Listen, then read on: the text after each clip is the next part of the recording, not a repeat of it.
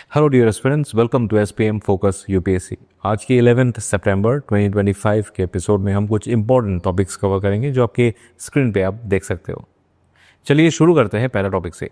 Himachal Pradesh has become fully literate. तो अभी हिमाचल प्रदेश को फुल्ली लिटरेट घोषित कर दिया गया है।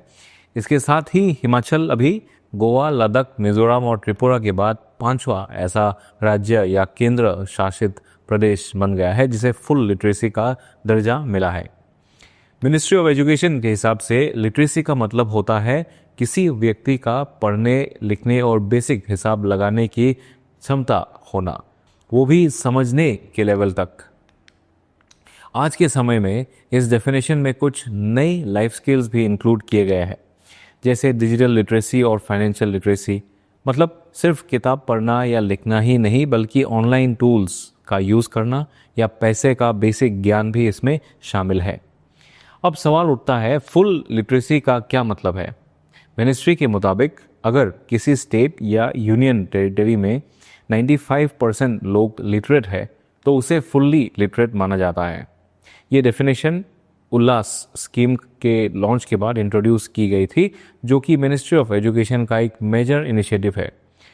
2022 में ये इनिशिएटिव लॉन्च, ये पर्टिकुलरली ये स्कीम लॉन्च हुआ था, उल्लास। अभी उल्लास का फुल फॉर्म क्या है? Understanding of life long learning for all in society. ये स्कीम उन लोगों के लिए है जिन्होंने किसी वजह से फॉर्मल स्कूलिंग मिस कर दी थी, जैसे 15 ईयर्स से ऊपर के लोग जो कभी स्कूल नहीं जा पाए। अभी उल्लास का एम है लाइफ लॉन्ग लर्निंग को प्रमोट करना और नेशनल एजुकेशन पॉलिसी 2020 के गोल्स के साथ इसे अलाइन किया गया है। एक और इम्पॉर्टेंट बात है, ये स्कीम सस्टेनेबल डेवलपमेंट गोल्स यानी एसडीजीज के साथ भी अलाइंड है। एसडीजी का एक टारगेट है कि 2030 तक 100% लिटरेसी अचीव की जाए। इस टॉपिक पर एक प्रीवियस प्रैक्टिस क्वेश्चन दिया गया है, आप इसका आंसर कमेंट सेक्शन में दे सकते हो। चलिए अब अगले टॉपिक की तरफ चलते हैं। ISRO HAL agreement for transfer of SSLV technology. ISRO ने अब हिंदुस्तान एरोनॉटिक्स लिमिटेड यानी HAL के साथ एक इम्पॉर्टेंट एग्रीमेंट साइन किया है, जिसका पर्पस है स्मॉल सैटेलाइट लॉन्च व्हीकल्स यानी SSLV की टेक्नोलॉजी का ट्रांसफ़र। सबसे पहले समझना है कि SSLV होता क्या है। SSLV एक कॉम्पैक्ट लॉन्च व्हीकल है जिसे इसरो ने डेवलप किया है। ये स्मॉल पेलोड्स को लो अर्थ ऑर्बिट तक ले जाता है। इसके लिए ये डिज़ाइन बेसिकली किया गया है। इस व्हीकल के 3 स्टेजेस होते हैं और तीनों सॉलिड प्रोपल्शन बेस्ड होते हैं। अंत में एक लिक्विड प्रोपल्शन बेस्ड स्टेज भी होती है जिसे वेलोसिटी ट्रिमिंग मॉड्यूल या VTM कहते हैं, जिसका काम होता है सैटेलाइट को एग्जैक्ट ऑर्बिट में प्लेस करना। अभी SSLV के कुछ मेजर फीचर्स है। ये कॉम्पैक्ट और कॉस्ट इफेक्टिव है।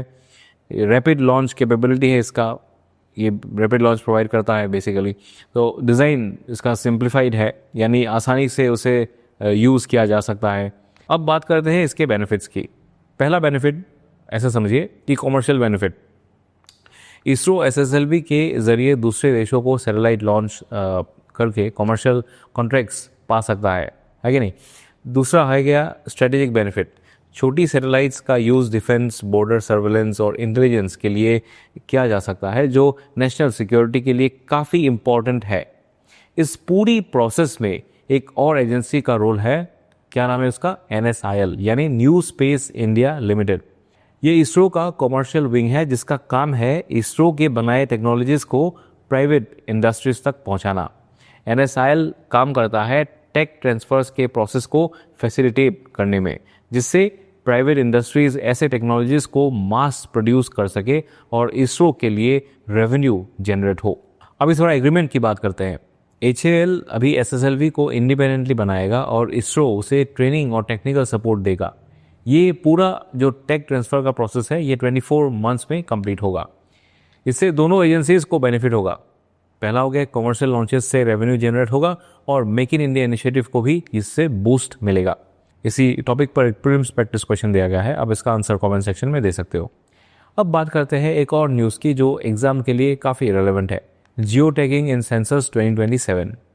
इंडिया का अगला सेंसस अब 2027 में होगा और इस बार कई नए फीचर्स देखने को मिलेगा। इस सेंसस में कुछ फर्स्ट्स होंगे। पहली बार सेंसस डिजिटली कंडक्ट होगा। लोग सेल्फ एन्यूमरेशन भी कर सकेंगे, यानी अपने डिटेल्स खुद फिल कर सकते हैं।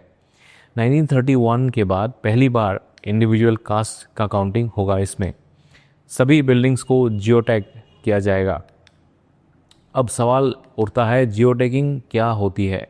सिंपल शब्दों में किसी भी बिल्डिंग के एग्जैक्ट लैटिट्यूड और लॉन्गिट्यूड कोऑर्डिनेट्स को मार्क करना जीआईएस मैप पर। इस प्रोसेस को जियोटैगिंग कहते हैं। इसका क्या बेनिफिट होगा? एक तो हर बिल्डिंग का यूनिक लोकेशन आईडी बनेगा, दूसरा एक्यूरेट एस्टिमेट मिलेगा कि कितने घर या हाउसहोल्ड्स है, जो कि एन्यूमरेशन प्रोसेस के लिए काफ़ी एक यूज़फुल चीज़ होगा। आज भी कई गवर्नमेंट स्कीम्स में जियोटैगिंग का यूज़ होता है, जैसे मनरेगा या पीएम आवास योजना, जिसमें इंफ्रास्ट्रक्चर को मैप करके करप्शन को रोका जाता है। जियोटैगिंग के लिए एक खास पोर्टल का यूज़ होता है जिसका नाम है भुवन पोर्टल। ये एक नेशनल जियो पोर्टल है जो इसरो ने डेवलप किया है। भुवन पोर्टल से जियोटैगिंग डेटा मिलता है जिसे गवर्नमेंट स्कीम इम्प्लीमेंटेशन में ट्रांसपेरेंसी और अकाउंटेबिलिटी के लिए यूज़ किया जा सकता है। इसी टॉपिक पर एक प्रिंट क्वेश्चन दिया गया है, आप इसका आंसर कमेंट सेक्शन में दे सकते हो। चलिए अब आखिरी टॉपिक देखते हैं। 17th vice president of India CP Radhakrishnan, जो कि महाराष्ट्र के गवर्नर भी हैं और एनडीए के कैंडिडेट थे, अब भारत के 17th वाइस प्रेसिडेंट बन गए हैं। उन्होंने जॉइंट अपोजिशन के candidate justice retired B Sudarshan Reddy को हराया है। इलेक्शन रिजल्ट के हिसाब से राधाकृष्णन को 452 वोट्स मिले हैं, जबकि रेड्डी जी को 300 वोट्स मिले। टोटल मार्जिन ऑफ विक्ट्री था 152 वोट्स। ये एक पॉलिटिकल डेवलपमेंट है जो आपको प्रीलिम्स के लिए याद रखना चाहिए। तो एस्पिरेंट्स, आज के लिए इतना ही। कल फिर मिलेंगे नए टॉपिक्स के साथ। This is focus UPSC signing off. जय हिंद।